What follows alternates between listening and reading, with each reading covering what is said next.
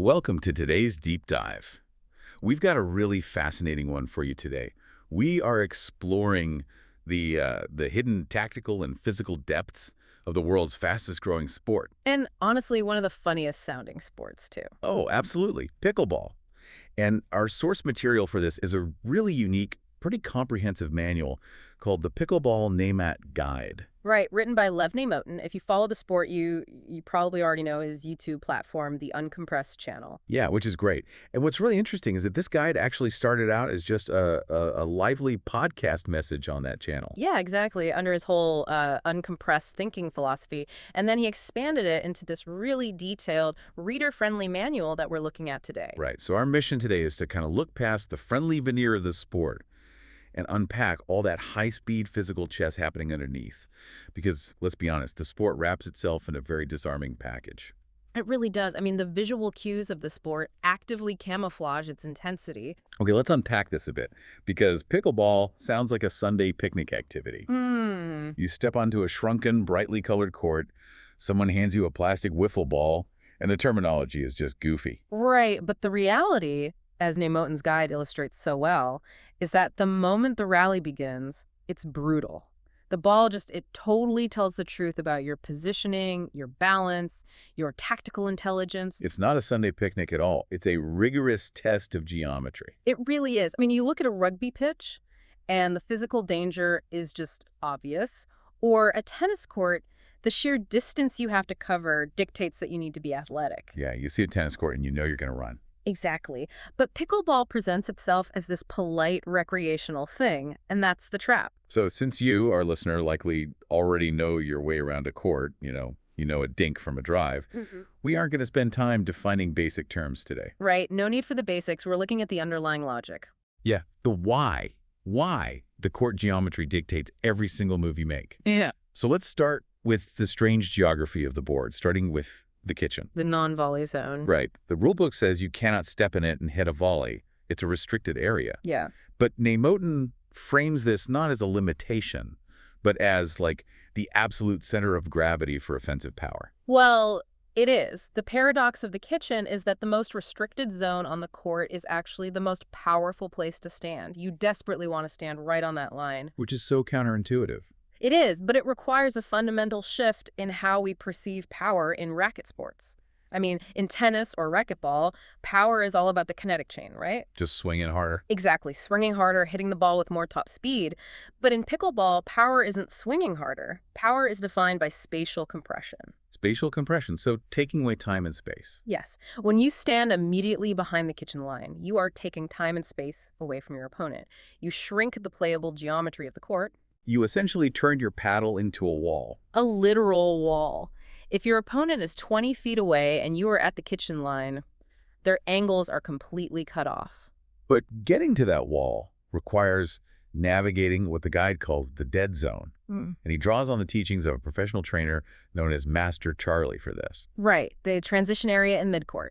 And Master Charlie's wisdom here is that the midcourt is a passageway, not a home. You can't unpack your furniture there. No, absolutely not. Setting up camp in the midcourt is a tactical disaster. If you start moving and plant your feet in the dead zone, you basically inherit the disadvantages of both ends of the court with none of the perks. Right, because you are too far back to volley aggressively. Yeah, and you are too close to let a deep fastball settle. The geometry dictates that a ball hit by an opponent at the net will literally dive straight at your shoelaces by the time it reaches the midcourt. And when a ball dives at your feet, human instinct takes over. You panic. You drop your paddle head late and you try to negotiate with gravity by scooping the ball upward. Which just results in a high floating pop-up for them to smash. Exactly. It forces panicked pop-ups. Okay, so if the midcourt is a trap, the human instinct is often to just retreat as far back as possible to buy time, right? Back to the baseline. But wait, in tennis, the baseline feels like the safest place to be. Why does Lev insist that in pickleball, staying far back actually gives your opponent more power to manipulate you? Well, we have to look at the physics of the equipment here. A felt-covered tennis ball holds its momentum and its weight through the air and off the bounce. Right, a ground stroke from the baseline in tennis can be a blistering winner. Exactly. But a pickleball is just a hollow, perforated piece of plastic. Air resistance strips its momentum incredibly fast. Oh, wow. So it just slows down. It slows down drastically. By staying at the baseline, you simply cannot hit a ball hard enough to reliably blast it past an opponent stationed at the kitchen line. The physics just don't support it. So by staying back, you're just handing them control. Total control.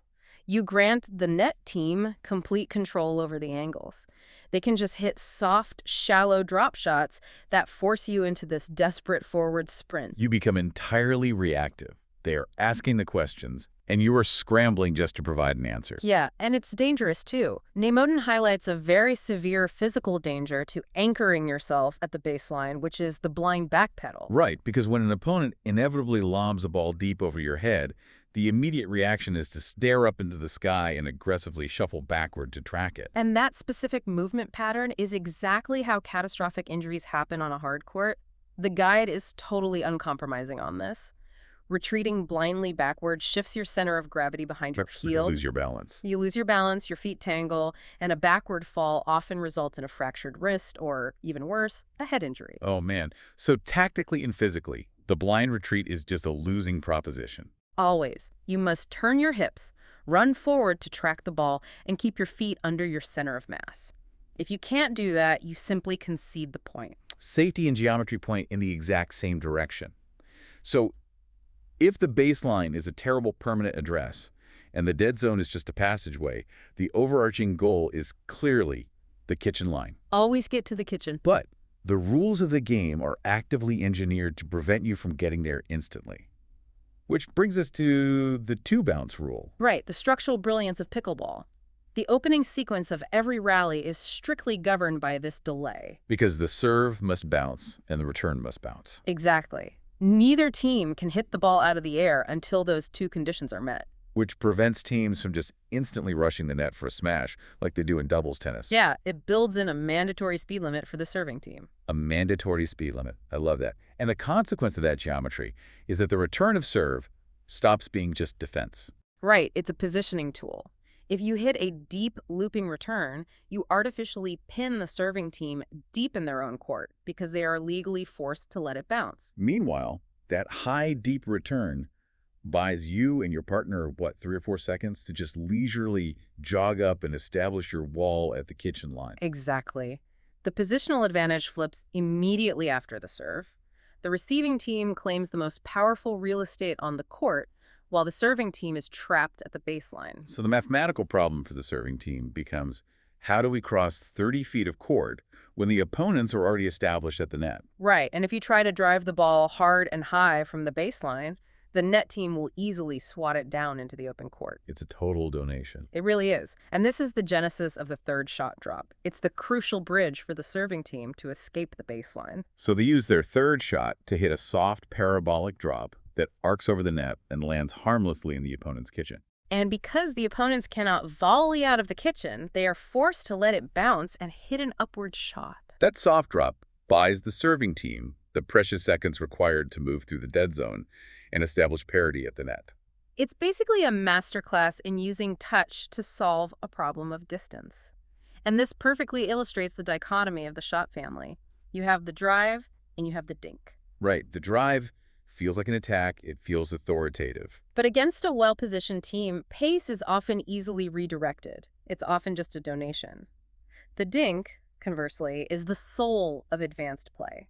It's a soft, meticulously disciplined shot hit from kitchen to kitchen. Nemotin calls the dink a quiet attack, which I think is a brilliant phrase. It really captures it. To an observer who doesn't understand the sport, two players dinking the ball back and forth just looks like a stalemate. Right, they're just tapping it. But it is actually a ruthless test of emotional discipline. You are engaging in a battle of attrition, actively waiting for the opponent's focus to crack so they hit a ball 2 inches too high. And the core philosophy here, the absolute golden rule, is attack high balls, respect low balls. The discipline required to execute that rule cannot be overstated. If the ball is above the net, you have the geometric clearance to hit downward and attack. But if the ball is below the net, you have to hit upward just to clear the tape. Here's where it gets really interesting to me. Hitting a low ball hard is like fighting gravity. That's such a great way to put it. You're hitting upward, which just gives your opponent the high ground to smash it right back down on you. They don't have to generate their own power, they just use yours. Exactly. Swinging hard at a low ball might feel emotionally brave, but tactically, it's suicide. The ball is entirely objective in what it allows you to do. Recognizing a low ball as a mandate to reset, rather than some challenge to overcome with force, that's what separates advanced players from everyone else. You must respect the geometry. Always. Okay, so this spatial chess gets infinitely more complex when you add a second human body to your side of the net, because most pickleball is doubles. Right, which introduces human geometry. It's not just about managing your relationship with the ball anymore, it's about managing the distance between you and your partner. And Nemotin emphasizes that doubles is a shared position game, built on this concept of the sliding door. The sliding door is crucial. The optimal defensive posture is both partners stationed at the kitchen line with a consistent measured distance between them. So if the ball pulls the left side player out wide into the alley, the right side player must slide proportionally to the left. Exactly. The invisible tether between the players cannot stretch or snap, because if you don't slide together, you open up the dreaded middle gap. The Bermuda Triangle of doubles, Yes. That center of the court where the classic "I thought you had it" tragedy occurs? where the ball just sails untouched between two frozen partners locked in the stare down. We've all been there. And this sliding door mechanic demands vertical alignment too. If one partner rushes the kitchen and the other gets marooned in the dead zone, Then a massive diagonal corridor opens up. and the opposing team will immediately exploit that diagonal gap. You have to maintain that horizontal and vertical alignment, which requires constant unspoken communication. Right. But tactical systems are one thing. The scoring system introduces a bizarre choreography that terrifies otherwise highly intelligent adults on a daily basis. The scoring panic is very real. The three-number call-out. Serving score, receiving score, server number. So what does this all mean? Why does the score sound like a secret nuclear launch code? And can you just explain simply what happens when the serving team wins a point? Yeah, the side-out scoring logic causes immense confusion, mostly because players conflate temporary labels with permanent identities. Okay, break that down for us. So server 1 and server 2 are strictly temporary labels applied to the team's current possession of the serve. Okay. When your team earns a side-out and gets the ball, whoever is currently standing on the right side of the court automatically becomes server 1. Got it. If they lose the rally, the possession passes to their partner, who becomes server 2. Right, but winning a point means you swap sides with your partner. So after a long rally, you get total amnesia about where you originally started. Exactly. So to demystify the math and solve that amnesia problem, the game provides a built-in mathematical audit system, and that relies on the permanent identity of the starting server. The permanent odd-even reference player. Yes. At the absolute beginning of the game, the player who serves the very first ball for your team is designated the starting server. That identity never changes. So how does the audit work? It works like this. Whenever your team's score is an even number, so 0, 2, 4, 6, that starting server must be positioned on the right side of the court. If your score is odd, they must be on the left. Ah, so it acts as a self-correcting mechanism. Exactly. Before you serve, if your score is 5 and your starting server is standing on the right, you know immediately that you have botched the rotation. It's incredibly elegant once you decode it. But there is one anomaly in the math that always stands out. The opening score of the game. The 002 opening exception. Right. The very first team to serve starts on server 2. Which seems weird until you realize the game theory behind it. It's a masterstroke of design designed to balance the structural advantage, because the serving team dictates the opening terms of the point. Right, so if you gave the very first serving team the ability to use both server 1 and server 2, they could just build a massive lead right out of the gate. Exactly. By artificially starting the game on server 2, the first serving team faces an immediate side out the moment they lose a single rally. It perfectly equalizes that initial advantage. The logic really holds up at every level. But, all this spatial awareness, the mathematical auditing, the discipline of the quiet attack, it is entirely useless if the player's body breaks down. Oh, 100%. Tactical intelligence must be paired with physical preparation. Which brings us to what the guide frames as the Charlie and Lev formula. It's combining Master Charlie's tactical advice, getting to the kitchen, with Lev's safety advice. Right. Get to the kitchen, but protect your knees, don't retreat blindly, and get low with your hips. When you are forced to respect a low ball, the guide insists you must widen your stance, hinge at the hips, and get low. Because if you just aggressively bend your knees to drop your center of gravity on every shot, the sheer repetitive stress will destroy your joints. Your body simply does not tolerate those surprise invitations to sprint laterally or lunge dynamically. You need warm-ups. The guide emphasizes that the first point of a match should never be a surprise alarm bell for your calves and shoulders. Yeah, that makes sense. But Lev takes this physical preparation even further.